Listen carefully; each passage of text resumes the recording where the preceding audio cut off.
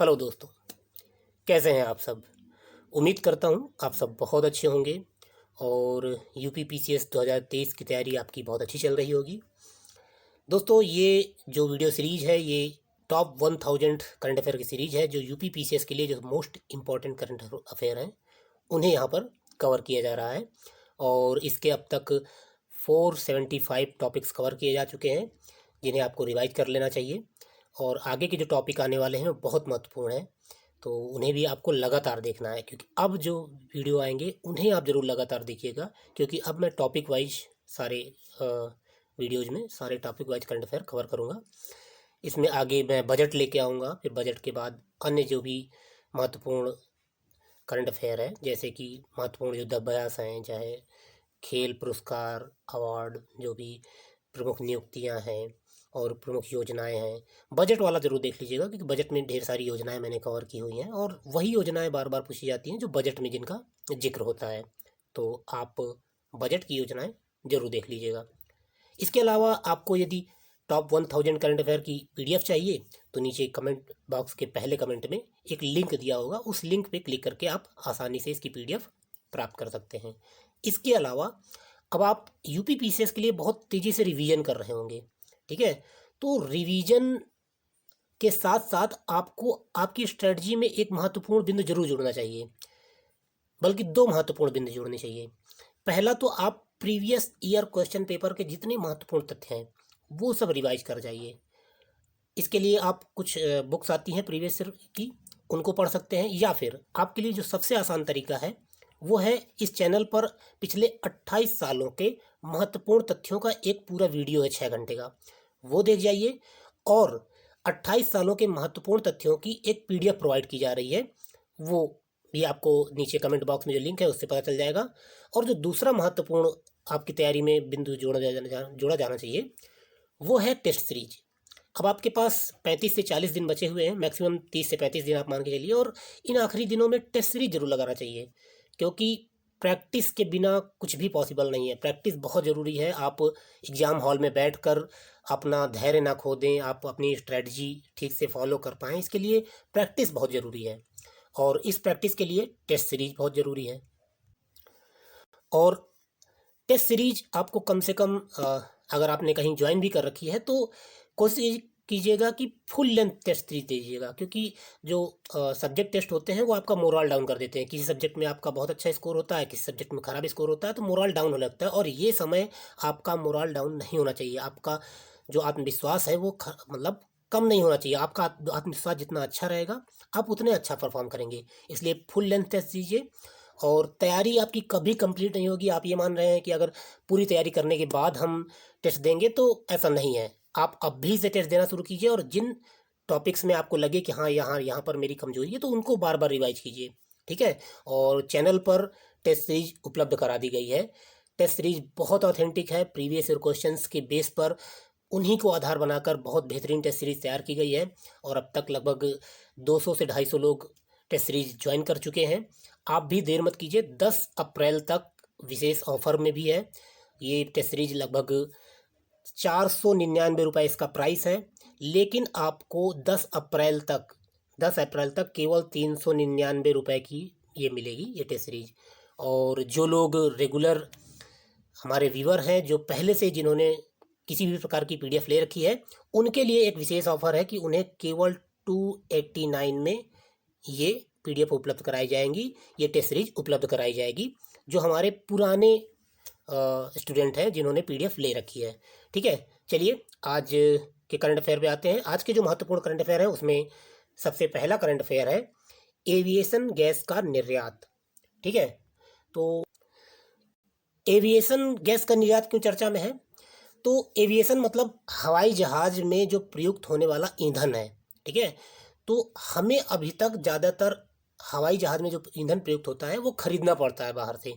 उसको निर्यात करना तो बहुत दूर की बात थी, हम अभी तक खरीद रहे थे।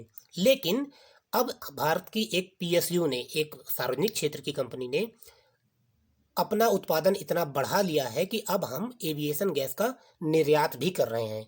तो वो कंपनी कौन सी है वो महत्वपूर्ण है। तो जो कंपनी महत्वपूर्ण है वो है इंडियन ऑयल कॉरपोरेशन। आपको ये ध्यान रखना है, भारत के इतिहास में पहली बार इंडियन ऑयल कॉरपोरेशन ने विमानन ईंधन का निर्यात शुरू कर दिया है, जिसकी ज़रूरत छोटे विमानों और मानव रहित जो हवाई वाहन होते हैं, जो ड्रोन होते हैं, उनको उड़ाने के लिए की जाती है।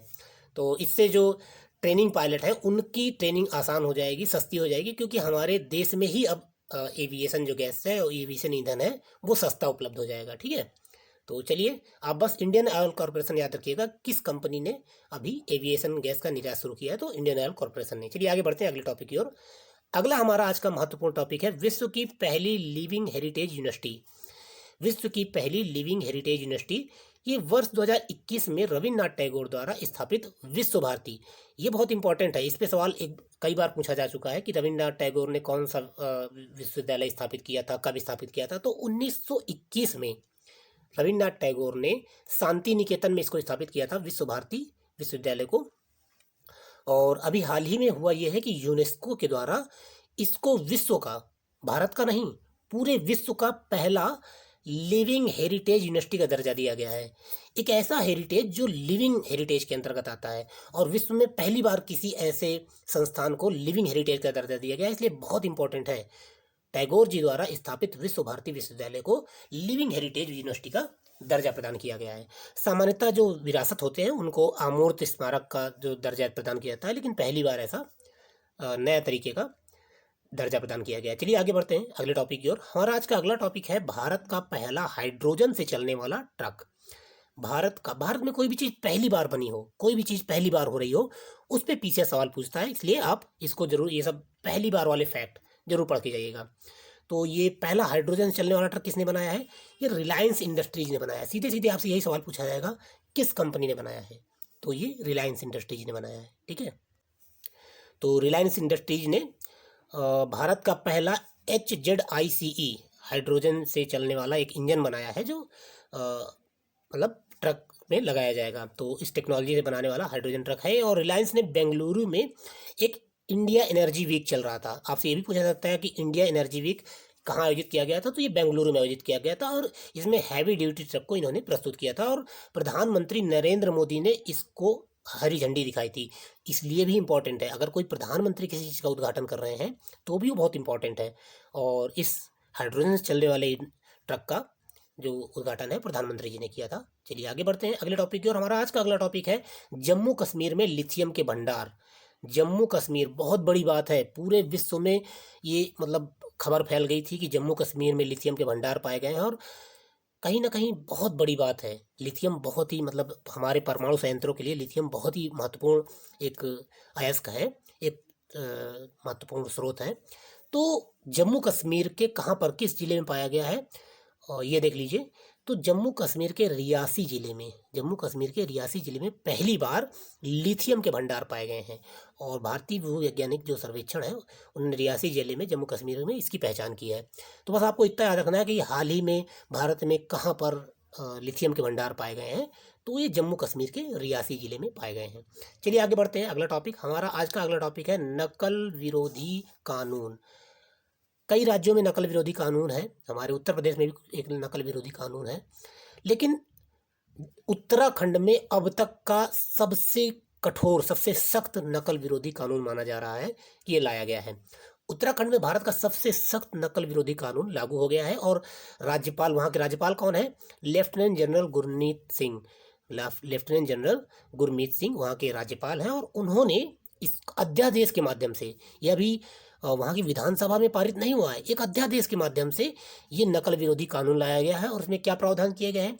इसमें प्रावधान ये किया गया है कि जो नकल माफिया हैं, जो लोग नकल करवाते हैं, उन लोगों को आजीवन कारावास या 10 वर्ष की जेल, और साथ ही 10 करोड़ रुपए का जुर्माना लगाने का प्रावधान किया गया है। ठीक है, और नकल माफियाओं की सारी संपत्ति भी जब्त कर ली जाएगी, ऐसा भी प्रावधान किया गया है। और यदि कोई छात्र नकल करते हुए पकड़ा जाता है तो, या पेपर लीक करता है तो अगर छात्र ऐसा करता है तो छात्र पर 10 वर्ष का प्रतिबंध लगाया जाएगा, और ऐसे छात्रों पर गैंगस्टर एक्ट लगाया जाएगा। हालांकि अभी यूपी में भी ऐसी बात चली थी कि जो नकल यूपी बोर्ड की परीक्षा में नकल करेंगे उन पे NSA लगा दिया जाएगा। चलिए आगे बढ़ते हैं अगले टॉपिक की ओर। अगला हमारा आज का टॉपिक है उत्तर प्रदेश और सिंगापुर सरकार के मध्य समझौता। उत्तर प्रदेश का करंट अफेयर है, बहुत इंपॉर्टेंट है। हाल ही में हुआ ये है कि सिंगापुर के कुछ जो लोग आए थे, इन्वेस्टर आए थे, तो उनके साथ समझौता हुआ है। सिंगापुर और उसकी कंपनियों ने उत्तर प्रदेश में आर्थिक सहयोग और निवेश करने के लिए पहली बार एक MOU मेमोरेंडम ऑफ अंडरस्टैंडिंग पे हस्ताक्षर किए हैं। और इस समझौते के तहत सिंगापुर और उत्तर प्रदेश सरकार urban development, sustainable development industry और स्किल डेवलपमेंट, मतलब स्किल डेवलपमेंट, मैम माफ़ कीजिएगा, स्किल डेवलपमेंट जैसे म्यूचुअल इंटरेस्ट वाले क्षेत्रों पर सहयोग करेंगे। सिंगापुर और उत्तर प्रदेश के मध्य ये समझौता हुआ है। चलिए आगे बढ़ते हैं आज के हमारे अगले टॉपिक की ओर। अगला टॉपिक है हाइफा पोर्ट, हाइफा बंदरगाह। आपसे जो सबसे पहला सवाल बनता है वो यही है, हाल ही में चर्चा में रहा हाइफा पोर्ट कहाँ पर स्थित है? तो ये इजराइल का पोर्ट है। हाइफा जो है वो इजराइल का पोर्ट है। और चर्चा में क्यों है? चर्चा में इसलिए क्योंकि भारत के अडानी समूह ने $1.2 अरब में इसका अधिग्रहण किया है, तो इसीलिए चर्चा में है। तो बस आपको ये याद रखना है हाइफा पोर्ट कहाँ पर है और किसने इसे अभी अधिग्रहित किया है। तो अडानी समूह ने इसको अधिग्रहित किया है। और इस सौदे के तहत अडानी समूह तेल अवीव जो है वहाँ की राजधानी है। हालांकि वहाँ की इजराइल कहता है कि हमारी राजधानी जेरूसलम है, लेकिन ऑफिशियली यूनाइटेड नेशन है वो उसकी राजधानी तेल अवीव मानता है। तो तेल अवीव में एक आर्टिफिशियल इंटेलिजेंस लैब स्थापित करेगा। तो ये रहा हाइफा पोर्ट के बारे में। चलिए आगे बढ़ते हैं अगले टॉपिक की ओर। अगला जो हमारा टॉपिक है, भारत का पहला मेट्रो रेल ज्ञान केंद्र। भारत का पहला, भारत में कोई भी चीज़ पहली बार हो रही है, मैं बार बार कह रहा हूँ कि उनको आपको ध्यान रखना है। तो भारत की एक प्रमुख infrastructure company GA infra private limited को भारत के पहले राष्ट्रीय मेट्रो रेल नॉलेज सेंटर के डिजाइन और निर्माण का कॉन्ट्रैक्ट दिया गया है। और यह केंद्र दिल्ली में विश्वविद्यालय मेट्रो स्टेशन, अगर आप दिल्ली जाएंगे तो वहाँ मुखर्जी नगर के पास में ही एक विश्वविद्यालय मेट्रो स्टेशन है, वहाँ पर ये स्थापित किया जाएगा। ठीक है, तो चलिए आगे बढ़ते हैं अगले टॉपिक की ओर। अगला हमारा आज का टॉपिक है सुप्रीम कोर्ट का पहला स्थापना दिवस। सुप्रीम कोर्ट को स्थापित हुए मतलब 73 वर्ष हो चुके हैं, लेकिन पहली बार उसका स्थापना दिवस मनाया जा रहा है। तो ये इम्पोर्टेंट है, अगर पहली बार तो आपको ये डेट भी याद रखनी पड़ेगी। 4 फरवरी 2023 को 73 वर्षों में पहली बार सुप्रीम कोर्ट का स्थापना दिवस मनाया जा रहा है। 4 फरवरी 2023 सुप्रीम कोर्ट का स्थापना दिवस। ठीक है, 4 फरवरी को मनाया गया था। और इस कार्यक्रम में सिंगापुर के मुख्य न्यायाधीश जस्टिस सुंदरेश मेनन, ये भारतीय मूल के जस्टिस हैं, जो कि सिंगापुर के चीफ जस्टिस हैं, वो भारत आए थे, सुंदरेश मेनन। और इनकी मतलब ये अतिथि थे, मुख्य अतिथि, और इन्हीं की उपस्थिति में भारत के सुप्रीम कोर्ट का स्थापना दिवस मनाया गया। और सुप्रीम कोर्ट के स्थापना दिवस की शुरुआत DY चंद्रचूड़, जो अभी वर्तमान CJI हैं, मुख्य न्यायाधीश हैं, उन्होंने शुरुआत की है। और इसके अलावा 28 जनवरी 1950 को सर्वोच्च न्यायालय अस्तित्व में आया था, ये भी आपको पता रखना है। 28 जनवरी 1950 को सर्वोच्च न्यायालय की स्थापना हुई थी और 4 फरवरी को इसका स्थापना दिवस मनाया गया है। ठीक है, चलिए आगे बढ़ते हैं अगले टॉपिक की ओर। अगला हमारा आज का टॉपिक है automated train supervision system, IATS। आप यहाँ पर देख पा रहे हैं IATS, Indian automated train supervision system. तो आपसे सीधे सीधे IATS ही पूछ लेगा, कहेगा हाल ही में चर्चा में रहा IATS क्या है? तो IATS Indian automated train supervision system, ये इसका फुल फॉर्म है। ठीक है, तो 28 फरवरी को भारत में पहली बार दिल्ली मेट्रो की रेड लाइन पर संचालन के लिए स्वदेशी रूप से विकसित पहली ट्रेन नियंत्रण एवं पर्यवेक्षण प्रणाली IATS शुरू की गई है। ठीक है, तो ये आप याद रखिएगा कि मेट्रो में इसको लगाया गया है। और ये ट्रेन नियंत्रण एवं पर्यवेक्षण प्रणाली है, यानी कि अगर कभी ट्रेन अनियंत्रित हो जाए तो उसको भी ये कंट्रोल कर सकती है ऐसी, और उसको निगरानी रख सकती है। और मेट्रो रेल ट्रांजिट सिस्टम के लिए भारत सरकार की आत्मनिर्भर पहल के तहत मेट्रो रेल कॉरपोरेशन और भारत इलेक्ट्रॉनिक्स लिमिटेड यानी बेल है, उसके द्वारा संयुक्त रूप से ये पहला स्वदेशी स्वचालित ट्रेन पर्यवेक्षण प्रणाली IATS जो है विकसित किया गया है। और ऐसी प्रणाली कितने देशों के पास है? तो ऐसी प्रणाली भारत के अलावा 5 देशों के पास है। भारत छठा देश है जिसके पास ऐसी प्रणाली है। भारत ने खुद ऐसी प्रणाली विकसित की है। तो इससे पहले फ्रांस, जर्मनी, कनाडा, जापान और चीन के पास ऐसी तकनीक थी। अब भारत एक छठवां ऐसा देश है जिसके पास ऐसी टेक्नोलॉजी है। ठीक है, चलिए अगला जो टॉपिक है वो है निष्क्रिय इच्छा मृत्यु। इसको पैसिव यूथेनेसिया के नाम से अंग्रेजी में जाना जाता है। यूथेनेसिया मतलब इच्छा मृत्यु होती है। होता यह है कि कुछ लोगों को बहुत गंभीर बीमारी होती है। ऐसी गंभीर आपके भी परिवार में आस पड़ोस में कुछ ऐसे लोग होंगे जो बिस्तर पे पड़े रहते हैं, वो बेचारे उठ नहीं सकते, चल फिर नहीं सकते हैं, और ऐसी गंभीर बीमारी है कि डॉक्टर ने कह दिया है कि इनकी 3-4 महीने बाद मौत हो जाएगी। लेकिन 3-4 महीने वो क्या करेंगे? 3-4 महीने वो बिस्तर पे पड़े पड़े तड़पते रहते हैं, वो दर्द से पीड़ा से कराहते रहते हैं। तो ये बात उठी कि क्यों ना, जब 3-4 महीने बाद इनकी डेथ होनी है तो 3-4 महीने कष्ट क्यों सहें, 3-4 महीने तड़पें क्यों, क्यों बीमारी से जूझते रहें? तो उन्हें इच्छा मृत्यु क्यों ना दे दी जाए? तो दो तरीके की इच्छा मृत्यु होती है विश्व में, दो तरीके की इच्छा मृत्यु का कॉन्सेप्ट है। एक होता है एक्टिव यूथेनेसिया, एक होता है पैसिव यूथेनेसिया। एक्टिव यूथेनेसिया यानी सक्रिय इच्छा मृत्यु में कुछ ऐसे कुछ ऐसी दवाइयाँ खिलाई जाती हैं जिनसे आसानी से मृत्यु हो जाती है। जैसा ऐसा कोई पॉइजन दे दीजिए जिससे बिल्कुल आसानी से शरीर मतलब देह त्याग दे, मतलब आत्मदेह देह त्याग दे या मृत्यु हो जाए। और जो पैसिव यूथेनेसिया होती है, निष्क्रिय इच्छा मृत्यु होती है, उसमें किया ये जाता है कि अगर जो मरीज है वो ऑक्सीजन सपोर्ट सिस्टम में है, वो ऑक्सीजन की वजह से, ऑक्सीजन लगा हुआ उसकी वजह से जिंदा है, या फिर कुछ ऐसी दवाइयाँ दी जा रही हैं जिसकी वजह से जिंदा है, या फिर किसी भी प्रकार का सपोर्ट सिस्टम लगा है, तो वो सपोर्ट सिस्टम हटा दिया जाता है और धीरे धीरे 1-2 दिन में मरीज की मृत्यु हो जाती है। उसे कई महीने तक तड़पना नहीं पड़ता। इसको पैसिव यूथनेसिया कहते हैं। पैसिव यूथनेसिया मतलब कि आप मरीज को किसी प्रकार का कुछ मत दीजिए, वो अपने आप उसकी डेथ हो जाए, ठीक है, बस लाइफ सपोर्ट सिस्टम हटा दीजिए। और एक्टिव यूथनेसिया में बाहर से कोई ना कोई केमिकल या कोई ना कोई पॉइजन दिया जाता है जिससे उसकी मृत्यु हो जाती है। तो भारत में एक्टिव यूथनेसिया बिल्कुल बैन है। किसी भी प्रकार का रसायन या किसी प्रकार का जहर देके किसी व्यक्ति को मतलब इच्छा मृत्यु नहीं दी जा सकती है। तो ये पूरी तरह बैन है भारत में। कुछ देशों में ऐसा ये अलाउ भी है, लेकिन भारत में पैसिव यूथनेसिया को परमिशन दी गई है और अभी फिर से ये चर्चा में है। तो क्यों चर्चा में, ये देख लीजिए। भारत में सर्वोच्च न्यायालय ने निष्क्रिय इच्छा मृत्यु के नियमों में बदलाव किया है। इसका प्राथमिक उद्देश्य इसे आसान बनाने के साथ साथ कम समय लेने वाली प्रक्रिया बनाना है। कि अभी तक क्या था कि बस लाइफ सपोर्ट सिस्टम हटा दिया जाता था और मरीज तड़प रहा है, फिर 1-2 दिन में उसकी मृत्यु होती थी। तो अब इसको और कम समय लेने, और इसके लिए कई सारे प्रोसीजर होते थे।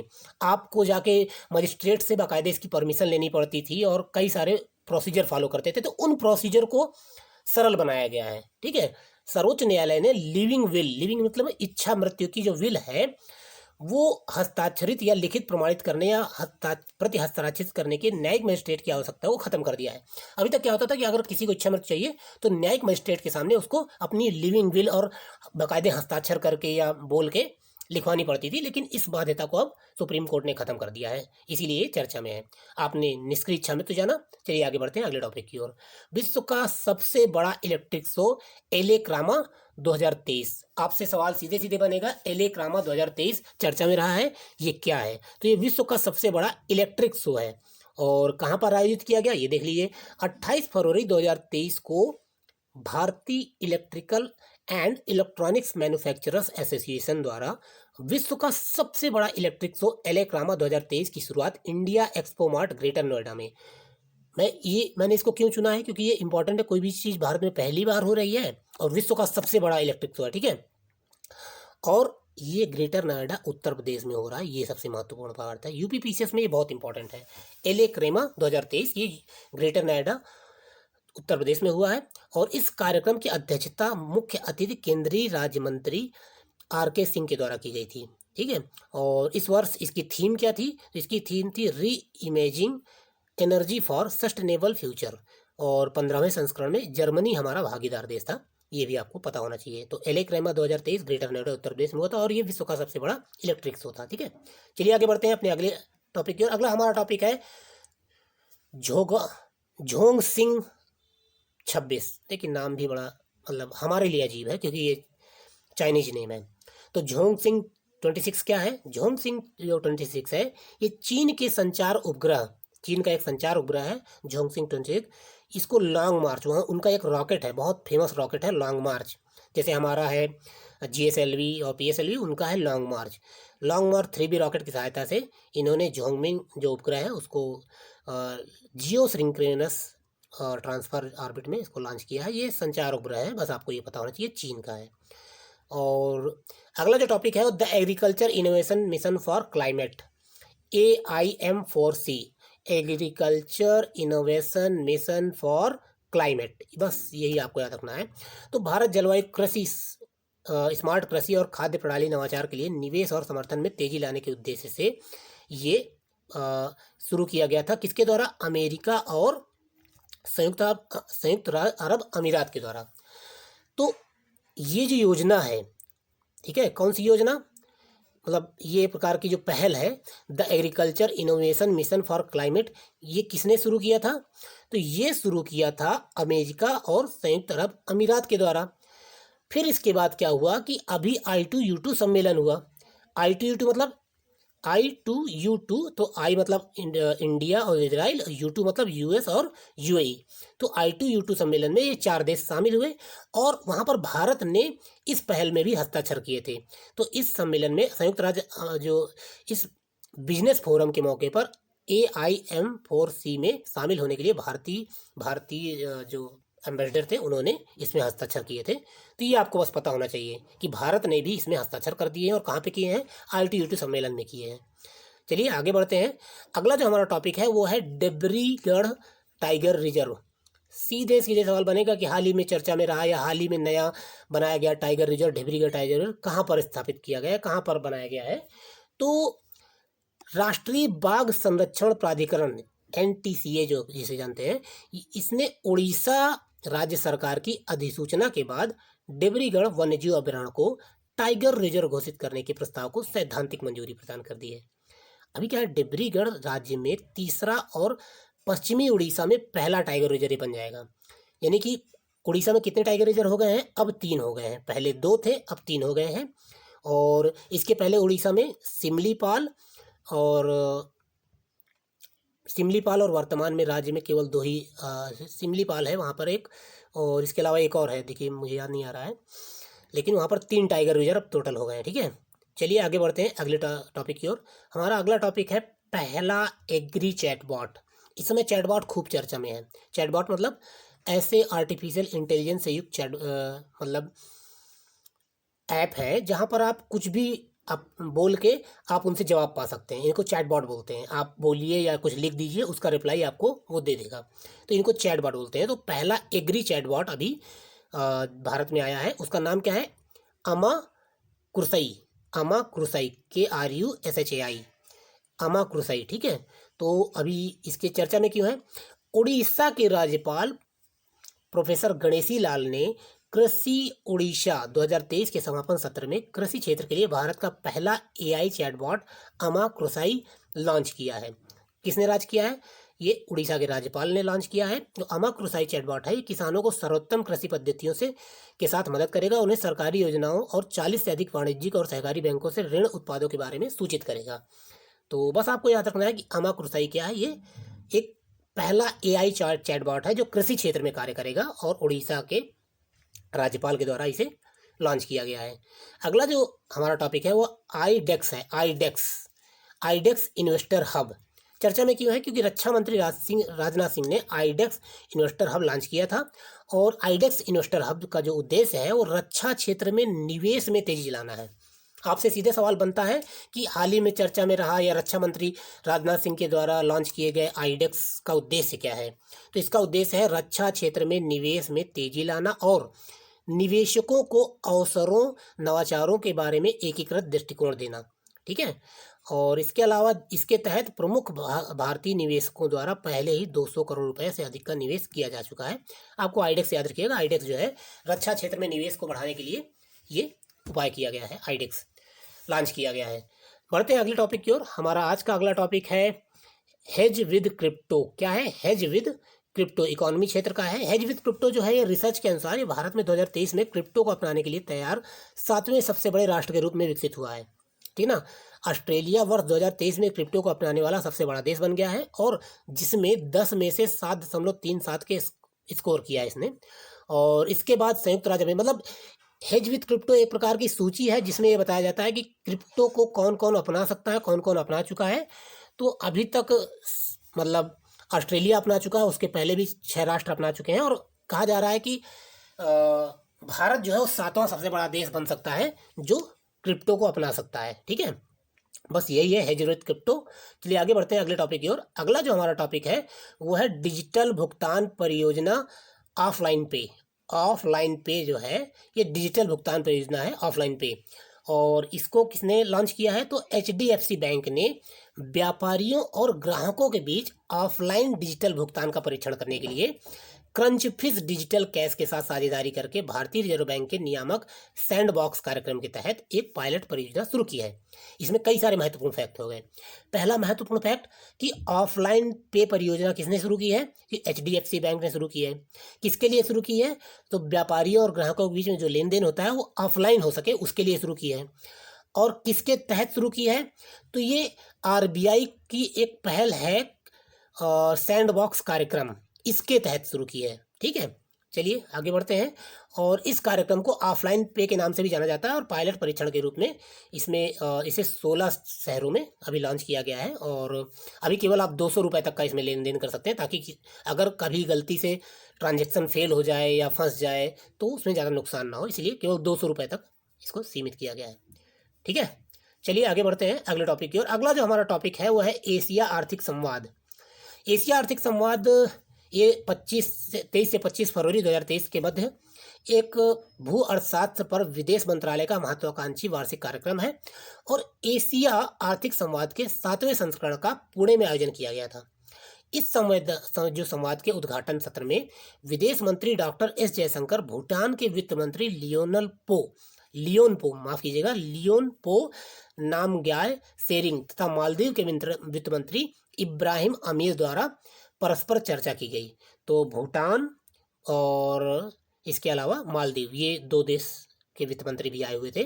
और ये जो संवाद है ये पुणे इंटरनेशनल सेंटर के सहयोग से आयोजित किया गया था और इसकी प्रमुख थीम थी एशिया और उभरती विश्व अर्थव्यवस्था। ठीक है, चलिए आगे बढ़ते हैं। अगला जो हमारा टॉपिक है वित्तीय साक्षरता सप्ताह। वित्तीय साक्षरता सप्ताह किसके द्वारा ये पहल चालू की गई और इसकी थीम क्या थी, ये इंपॉर्टेंट है। तो वित्तीय साक्षरता सप्ताह RBI के द्वारा आयोजित किया गया था और भारतीय रिजर्व बैंक ने देश की जनता के बीच एक विशेष विषय पर वित्तीय शिक्षा संदेशों का प्रचार करने के लिए वर्ष 2016 से प्रत्येक वर्ष का आयोजन करता है। ठीक है, और इस साल इसकी थीम क्या थी? इसकी थीम थी good financial behaviour your survivor. ठीक है, योर सेवियर, माफ कीजिएगा, good financial behaviour your saviour, ये इस वर्ष की थीम थी। चलिए आगे बढ़ते हैं। अगला जो हमारा टॉपिक है वो है ग्रीन बॉन्ड जारी करने वाला भारत का दूसरा नगर निगम। तो आपसे ये भी पूछा जा सकता है कि पहला नगर निगम कौन था? इसीलिए इंपॉर्टेंट है क्योंकि इसका पहला नगर निगम गाजियाबाद है, उत्तर प्रदेश का शहर है। और दूसरा कौन बना है? इंदौर नगर निगम हरित बॉन्ड जारी करने वाला भारत का दूसरा शहरी निकाय बन गया है। और इस बॉन्ड के जरिए नगर निगम जो है 244 करोड़ रुपए जुटाएगा, ऐसी उसकी योजना है। और इस राशि का इस्तेमाल 60 मेगावाट क्षमता वाला सौर संयंत्र लगाने के लिए किया जाएगा और यह संयंत्र इंदौर के वाटर पंप स्टेशन में लगाया जाएगा। और गाजियाबाद भारत का पहला नगर निगम है जिसने ग्रीन बॉन्ड जारी किया था, म्यूनसिपल बॉन्ड जारी किया था, ये आपको पता ही होना चाहिए, 2021 में ऐसा हुआ था। चलिए आगे बढ़ते हैं आज के आखिरी टॉपिक की ओर। आखिरी 3 टॉपिक हैं उनमें मैंने पूरा आर्थिक सर्वेक्षण ले लिया है। तो चूँकि बड़ा टॉपिक था इसलिए 3 टॉपिक में इसको कवर किया गया है। तो आर्थिक सर्वेक्षण 2022-23 ये बहुत इंपॉर्टेंट है, इससे 1-2 सवाल कभी कभी बनते हैं, इसको जरूर देख लीजिए, अच्छे से देख लीजिएगा। तो इसको जारी कब किया गया था? 31 जनवरी 2023 को केंद्रीय वित्त मंत्री निर्मला सीतारमण जी ने आर्थिक सर्वेक्षण 2023 पेश किया था। और ये आर्थिक सर्वेक्षण एक प्रमुख दस्तावेज होता है जो भारतीय अर्थव्यवस्था की स्थिति की समीक्षा करता है, इसलिए इसको आर्थिक समीक्षा कहते हैं। ठीक है, आर्थिक सर्वेक्षण को आर्थिक समीक्षा भी कहा जाता है। और ये जो आर्थिक सर्वेक्षण है ये बजट से 1 दिन पहले जारी किया जाता है, संसद में पेश किया जाता है। तो इसमें क्या क्या मुख्य बातें रहीं ये देख लीजिए, बहुत शॉर्ट में मैंने कवर किया है। भारत की अर्थव्यवस्था 2023-24 में 6.5% बढ़ने और इस वित्त वर्ष में 2021-22 में 8.7% की तुलना में 7% रहने का अनुमान है, ऐसा बताया गया है। ठीक है, यानी 2023-24 में 6.5% इसमें बढ़ेगा, हमारी अर्थव्यवस्था बढ़ेगी, ये आपको ध्यान रखना है। भारत विश्व में सबसे तेजी से बढ़ती हुई प्रमुख अर्थव्यवस्था बना रहेगा, ये भी हमारे आर्थिक सर्वेक्षण में बताया गया है। और सकल घरेलू उत्पाद यानी GDP अगले वित्त वर्ष में 11% होने का अनुमान है। हमारे आर्थिक सर्वेक्षण में बताया गया है कि GDP अगले वित्त वर्ष में 11% रहेगी, ऐसा अनुमान लगाया गया है। और वैश्विक आर्थिक राजनीतिक विकास के आधार पर अगले वित्तीय वर्ष में वास्तविक सकल घरेलू उत्पाद की वृद्धि 6 से 6.8% की सीमा में होगी। इसके अलावा इस वित्त वर्ष में 6.8% मुद्रास्फीति का आरबीआई अनुमान ऊपरी लक्ष्य सीमा के बाहर है। जो मुद्रास्फीति है वो 6.8% का अनुमान लगाया गया है। ये ऊपरी सीमा से, क्योंकि ऊपरी सीमा 2 से 4 है, मुद्रास्फीति की जो सीमा है वो 2 से 4% की है, लेकिन 6.8% की मुद्रास्फीति ये थोड़ा सा बहुत लक्ष्य के बाहर है। और इसके अलावा अर्थव्यवस्था की जो विकास दर है वो मार्च 2023 को समाप्त होने वाले वर्ष के लिए 7% रहने का अनुमान है। अर्थव्यवस्था की विकास दर 2023 को समाप्त होने वाले वर्ष के लिए 7% रहने का अनुमान है, और पिछले वित्त वर्ष में विकास दर 8.7% रही है, ये भी ध्यान रखिएगा। आपसे सवाल ये पूछेगा कि पिछले वित्त वर्ष में विकास दर कितनी रही है, तो 8.7% की विकास दर रही है। और वित्त वर्ष 2022 में निर्यात में तेजी लाने की दर जो है, वित्त वर्ष 2023 की पहली छमाही में उत्पादन प्रक्रिया में तेजी से वृद्धि दर्ज की गई है, ये भी बताया गया है। तो ये आपका आर्थिक सर्वेक्षण रहा, और आज 500 टॉपिक पूरे कवर हो चुके हैं। आप टेस्ट सीरीज जरूर ज्वाइन कीजिए, और जितनी जल्दी हो सके उतनी जल्दी ज्वाइन कीजिए। मिलते हैं, और यही सारे करंट अफेयर से क्वेश्चन बनाए गए हैं उसमें, ठीक है। चलिए मिलते हैं अगले टॉपिक में, अगले वीडियो के साथ। धन्यवाद।